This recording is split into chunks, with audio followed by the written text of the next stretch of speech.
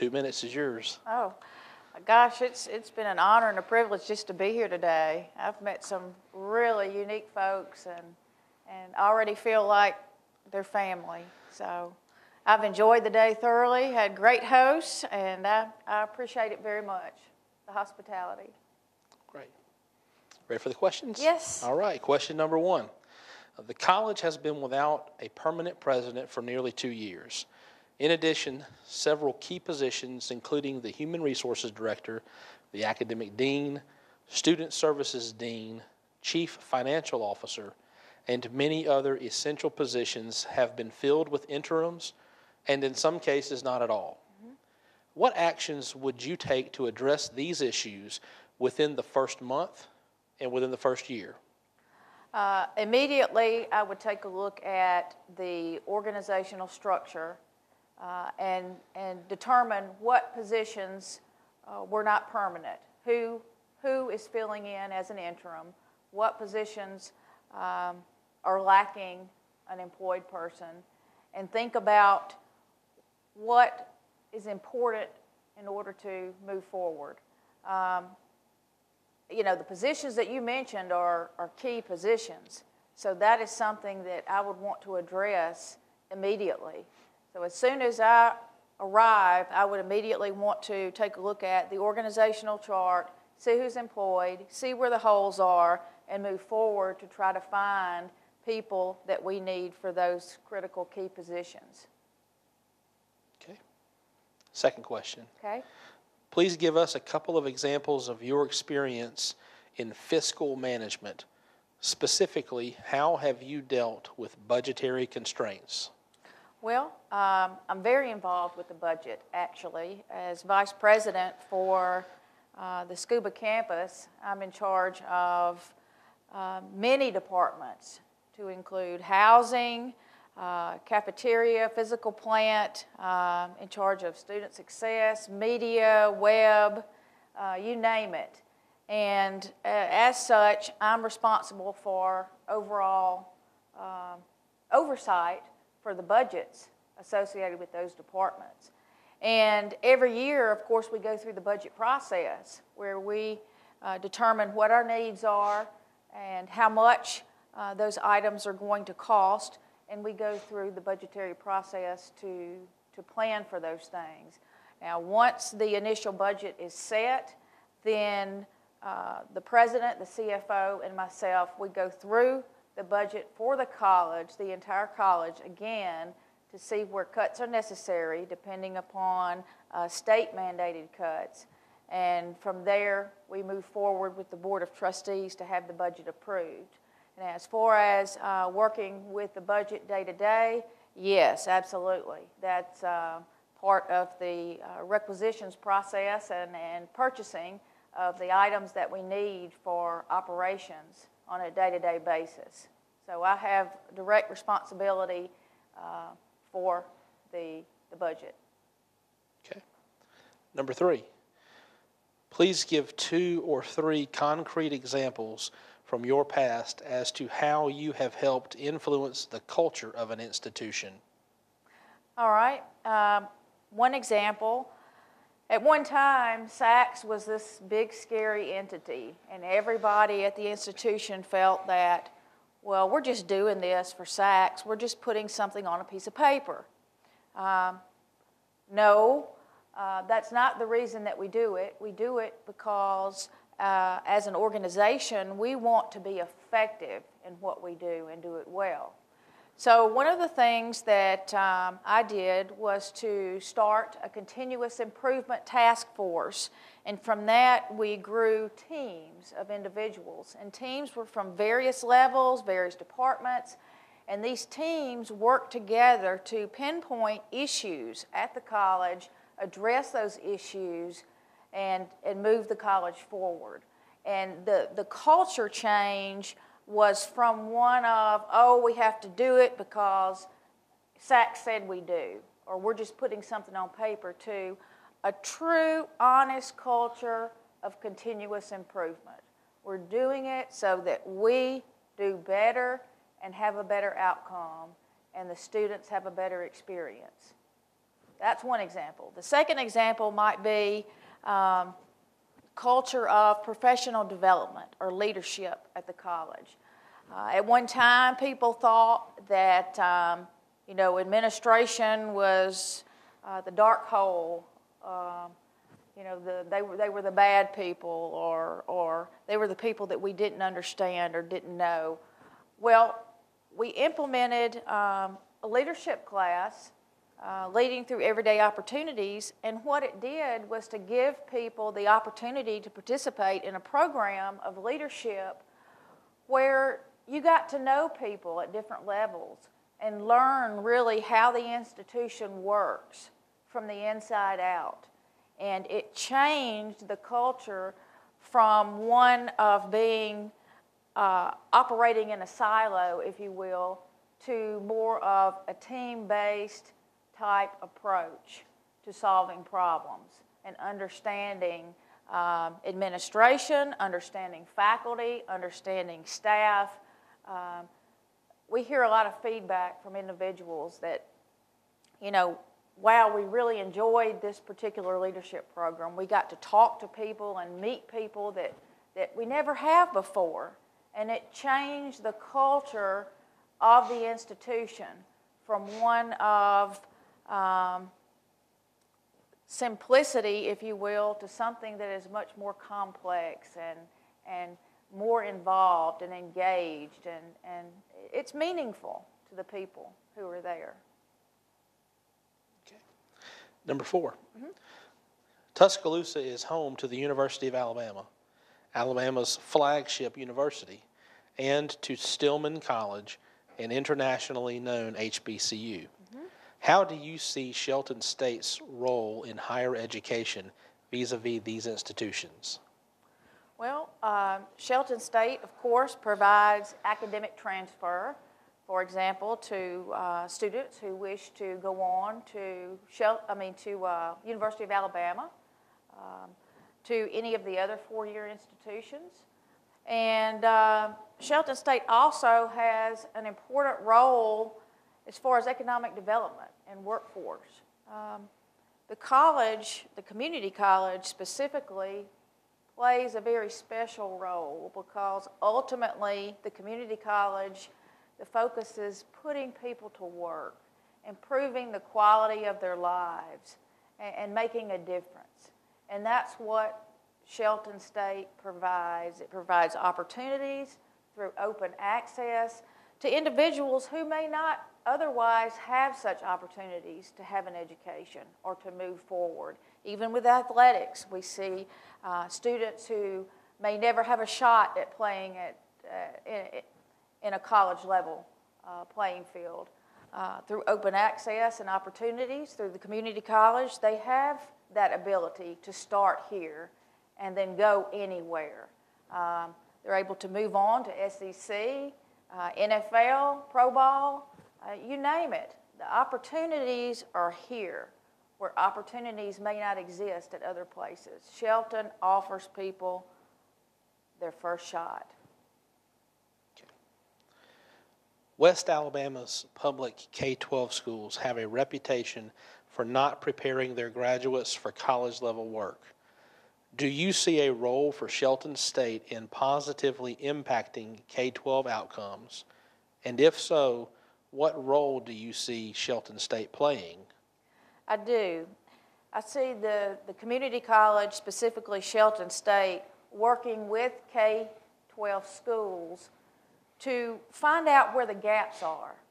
Where are the gaps in education such that students are graduating high school and still not prepared for college-level work? And then work together to formulate a plan of instruction so that students are prepared when they get here. I know that dual enrollment, dual credit is something that's very important, and students starting their college education in the 11th and 12th grade make it possible to graduate early, and that's a very good return on investment. It's important to develop relationships when you talk about preparing students, perhaps K through 12 may not understand where the gaps are. It's all about communication and respect. And so working together to understand where the deficiencies are, only then can you move forward to find a solution to remedy those so that students are prepared when they come. Okay. Number 6. Okay. In your opinion, what roles should faculty and administrators play in the design, implementation, evaluation, and assessment process at the college? And would this require a department dedicated to these topics or a more group or team approach? Okay, you'll have to read that one again. Okay. In your opinion, what roles should school faculty and administrators play in the design, implementation, evaluation, and assessment process at the college? And would this require a department dedicated to these topics or a more group or team approach? Okay, is this, I'm not really clear on what type of assessment you refer to, if you refer to classroom assessment or overall college assessment, but my approach has always been a team approach. You know, we have competent individuals who are skilled and bring different skill sets to the table, and oftentimes working with a larger group of people with various skill sets, you end up with a better product. And I do see the faculty playing a very strong role in that process. It takes people with different skill sets at different levels, with different experiences, to make it all work and be effective. Okay. Number 7. How would you address the tension between the Alabama state legislature's established career readiness agenda for employment, Shelton State's expected contribution to that agenda, and the tight funding for technical education? Well, in Mississippi, we are very dedicated to work keys and the career readiness certificate. In the state of Mississippi, we have industry support behind the credential and have actually integrated that credential as part of the educational curriculum at the community college. Additionally, in Mississippi, I work with House representatives and senators on a regular basis, depending upon what topics are at the table and how they impact our community colleges. I've actually worked with various senators and House representatives regarding legislative bills that would impact the community college and perhaps different changes that needed to be made to the language to lessen the impact or change the impact in such a way. But to answer your question, it's a relationship building exercise. You've got to work with individuals and do your homework. Find out what the issues are and take necessary steps to make it happen. Okay. Many people believe that we learn more from our failures than from our successes. Please give us an example of one of your failures. Who was responsible for it, and what did you learn from that experience? Okay. I definitely believe that we learn more from our failures.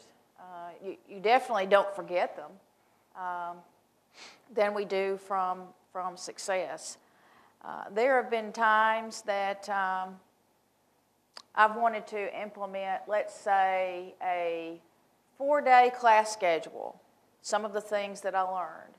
One of the things that we implemented was a 4-day class schedule, a Monday, Wednesday, a Tuesday, Thursday. There were some who were supportive, some who were opposed.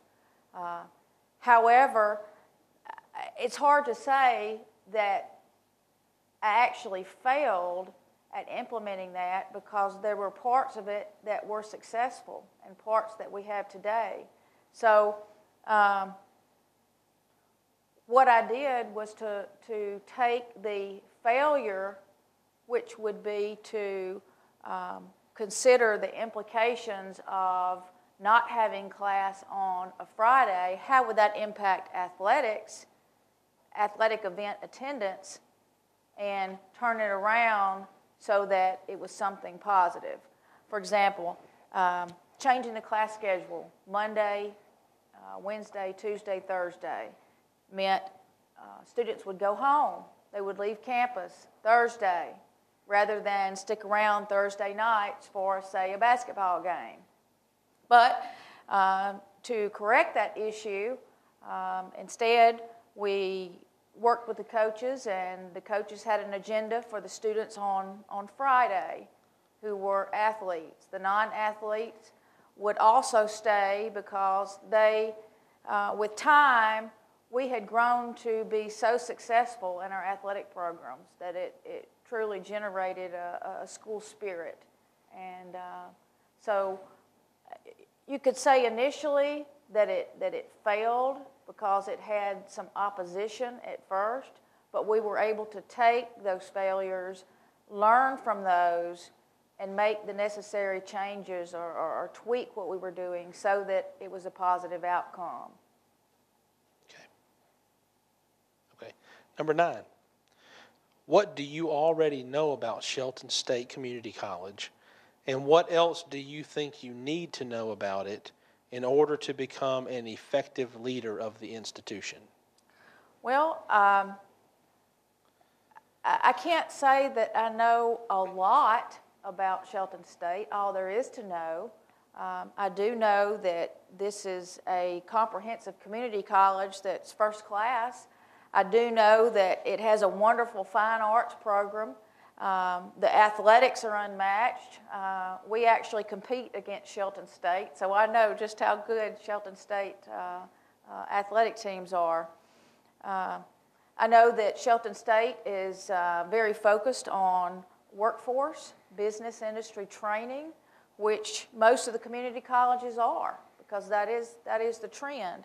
I've looked at some of the data, the fact book and whatnot, which doesn't tell the story.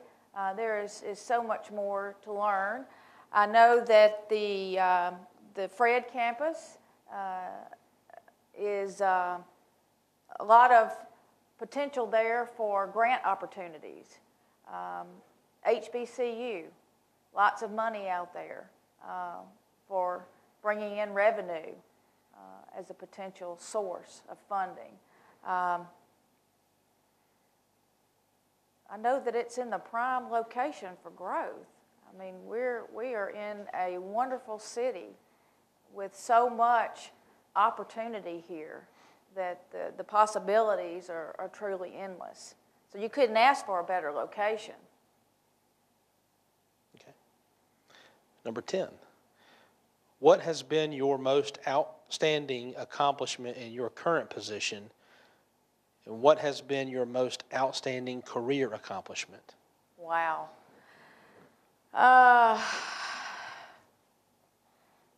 Personal satisfaction. I love what I do.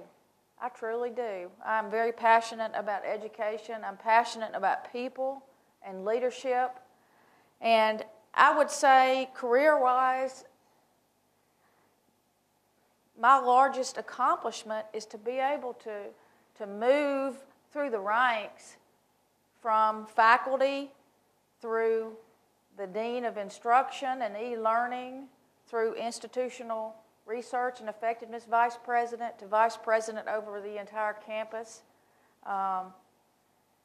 Career-wise, my greatest accomplishment is to be able to impact so many lives of students and people in the community that we touch.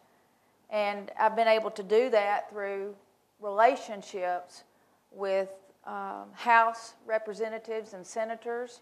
I've been able to do that through gaining the mutual respect and trust of the presidents in Mississippi, That in turn allowed me to be selected to serve on the Board of Trustees for SAC, COC.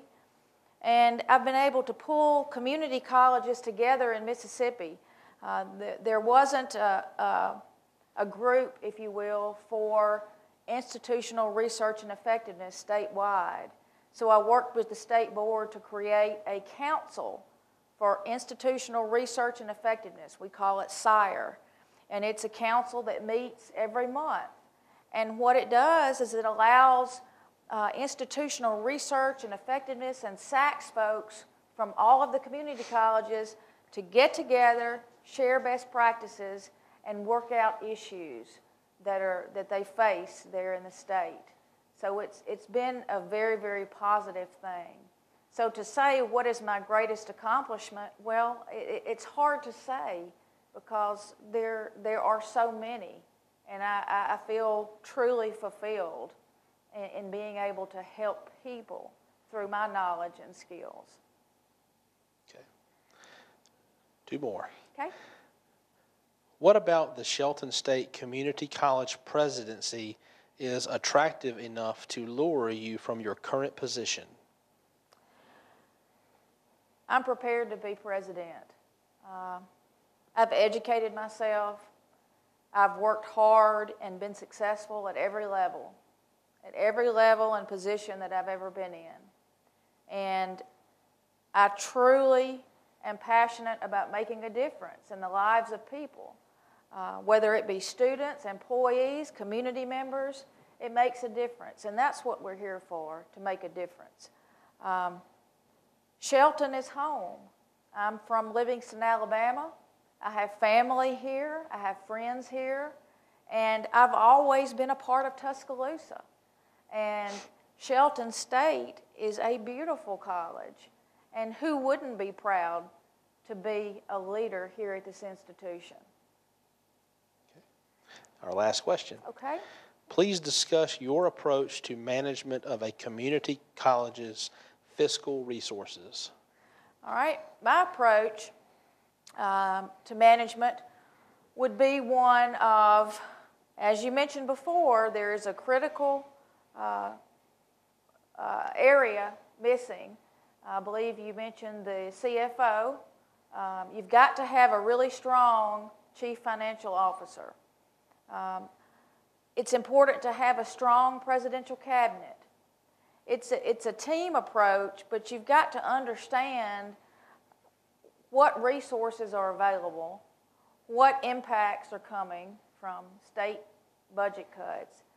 And my approach to that is working very closely with people at the institution, people statewide, to look at what is the prospective budget going to look like based on state funding cuts, and then work within the institution to determine needs, work among departments so that they know exactly what they have. And I believe in letting the department manage their budget. Ultimately, I am responsible. I am responsible for budgetary errors if they are made. But I believe in empowering people. Let people be able to access their budget, see what they have, help them understand how to spend wisely for a return on investment. And that's how I manage. Okay. That's all the questions. Now you have up to 2 minutes for your closing. Well, I appreciate the opportunity to be here, and I've had a wonderful day, and hopefully I will return again as president for Shelton State.